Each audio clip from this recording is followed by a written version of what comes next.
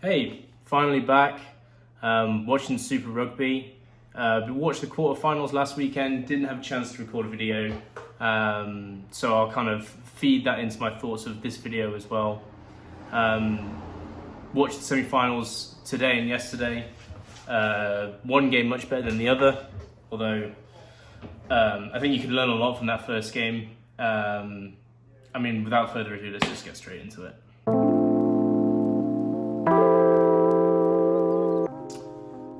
Crusaders Blues. Wow. This is really kind of a polar opposite of what we saw with the first game.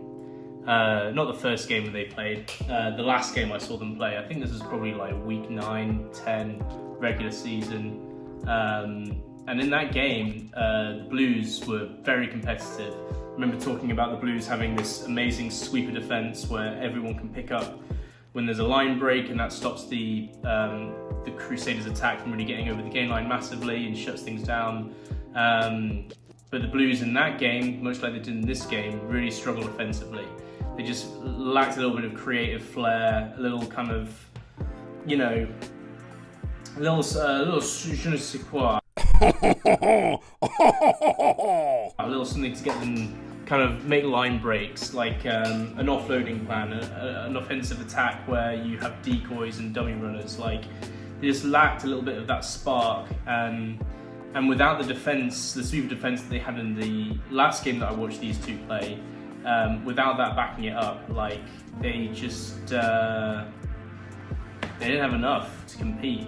They go down early with the first try with the Crusaders, which happened quite early in the game. And it just snowballed from there, which is unfortunate. Watching the Blues last weekend, I really thought the Blues were really competitive, and their attack looked unstoppable. It was great. So it's a shame for them to kind of reach this end in the tournament. But I think something has to be said about the Crusaders as well. The Crusaders didn't finish first in the regular season, but they're really finding their form right now. They have the best cohesive pack in the league. I'm talking more about them working as a sum of their parts rather than individuals. Maybe they don't have the best individual players. I think the argument could be made that they do, but they're cohesive, tight in terms of their scrum and their lineouts, how their forwards get around the pitch, and you kind of pair that with having a fullback who can make amazing line breaks that you saw in the first try, as well as many 3 times throughout the game. Richie Mwanga, who for me should be the New Zealand 10 by like a country mile. His distribution is just beautiful to watch. The Crusaders really are just kind of hitting their stride right at the right time. I think they've got to be favourites for me going into the final, but I'll get into that at the end of the video. I don't think there's too much more to say about this. The Crusaders just got the Crusaders didn't get slayed. They slayed. The Crusaders slayed the Blues in a big way. So yeah, we'll move on to the Brumbies Chiefs, which I think's got a bit more in depth to talk about.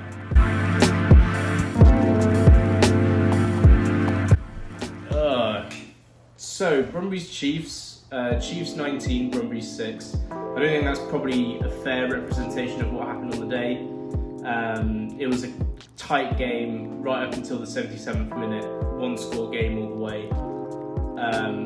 It was probably one of the most exciting low-scoring games that I've watched in a long time. Terrible conditions, rain everywhere, but everyone on the pitch, both sides, were just superb in terms of being awake and alert. Like, there wasn't a knock-on for the first 15 minutes of the game, even though it was a complete downpour, and both teams weren't afraid to sling it out on their backs as well. So both teams played so well. What else have I got to say about it? Well, what's the difference between these two teams, and why did it go this way? One, the Chiefs were at home. I think that's a factor. Managed to get a decent amount of people out for the game. The crowd wasn't sellout, but they had a decent crowd. And I just think that the Brumbies... What? Bro, what are you talking about, man? The Brumbies just lack one step off of being like a championship side. Like if you look at the two sides, I think the Chiefs are in the class of very good and the Brumbies are in the class of almost very good, kind of like they're just good. What are they missing? Well, I think they're packed great. I think they've got a great pack. I don't think there's too much missing from that. Maybe they could have a couple of additions, maybe some depth in that regard. The scrum half's great, but needs to be subbed off at 60, 70 minutes. It's Nick White, he's a bit old. I think that's a factor. Their fly half, I forgot about this, the fly half who played amazingly in the quarterfinals, I thought. He went off with a head injury, bang to the head, and the new guy came in, who's a younger chap. I think his name was Noah. And he had moments of being great and then moments of like not so great, a little bit less consistent, and I think that was probably a factor. Obviously they're losing Nick White and that's a big thing, but you kind of, if we don't even go anywhere further outside the backline from that, Nick White and an injured fly half for a young guy coming in, you compare that to the Chiefs side of it, who they've got an older scrum half, forgotten his name. His name Ben something. He was superb, played the majority of the game as well. And then the difference really is at 10. David McKenzie is, I mean, for me who thinks that Richie Mwonga's the nailed on 10, for New Zealand, it's a very tough decision. David McKenzie is playing rugby out of his mind. And yeah, I think that's maybe the difference to me. The Brumbies could probably use a couple of signings in that regard. Tom Wright as well is just, I don't know what to make of him. The oddest rugby player. Seems to be the most influential player on the pitch because he sometimes does stuff that's completely game-changing in a positive way, and then sometimes just has mistakes that just like, oof, like, it's kind of like the wild card of the team, honestly. Wait, sorry. Brakes aren't working. No, I'm saying, no, brakes! Guys, why aren't the brakes working? Because I cut the brakes! Wildcard, bitches! Yeah! What? Holy shit! Oh, God! Oh my god! Brakes, guys, I can't stop this fast! Aboard! Go! For example, he does a kick, and this is kind of more of a chance thing, but he does a kick that hits an opposition player, and therefore it puts everyone on side so Nick White can collect the ball, and they had a great run from that, and they got right into the opposition territory with it. Great piece of play. Maybe it was accidental. You could have many plays of Tom Wright's that weren't accidental that were great, like his running is great, his decision making with the ball in hand's great. And then you have a goal line dropout, and he kicks it right to the opposition, like literally into his stomach. And you're just thinking like, I don't know. He's a difficult player for me. Like, I'm quite a risk-averse person. So if I'm Australia, am I picking him as my 15? I think a case can be made for it, but I'd stay away from it like massively. I put him on the bench, have him come on if I'm like down by a try and there's like 15-20 minutes to go and I need some creativity. But man, you back that up as well with his quarter-final performance, which he played amazingly in. But then remember specifically there was the run by the blindside flanker for the opposition. This is in the quarter-final. He runs on the whole pitch. Tom Wright has the whole pitch to line him up and get the tackle on him, and he just fluffs it. I don't know, man. Don't know what to make of him. Yeah. Anyway, that's all I'm gonna say on the game. It's really hard to pick against the Crusaders.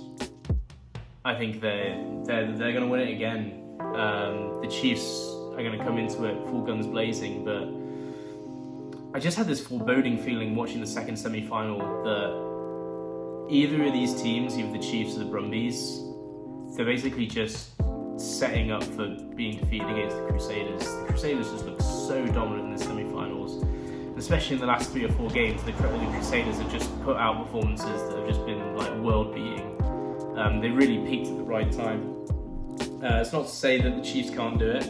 I think Ooh, what am I going to say here? Am I going to say... Yeah, I'm going to say this. I'm going to say the Chiefs have more chances of beating the Crusaders than I think the Brumbies did against the Chiefs today. And I definitely think the Chiefs have a better chance than the Blues did today of beating the Crusaders, if that all makes sense, if you use calculations in your head.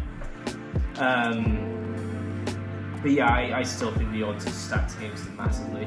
This Crusaders team, especially with Pacific Rugby where it's so loose, the pass galore, to have the advantage that the Crusaders have in their pack in terms of scrum and line-out and having that as a real dominant piece of their play, even though I know the Chiefs one's good as well, it's a big difference. It really sets up the Crusaders to play on the front foot most of the time. So my thoughts.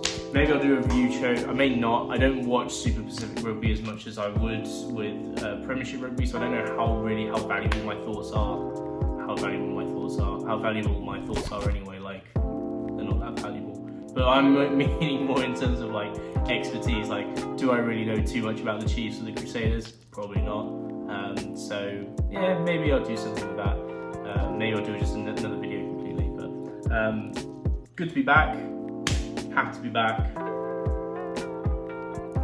Yeah, here we go.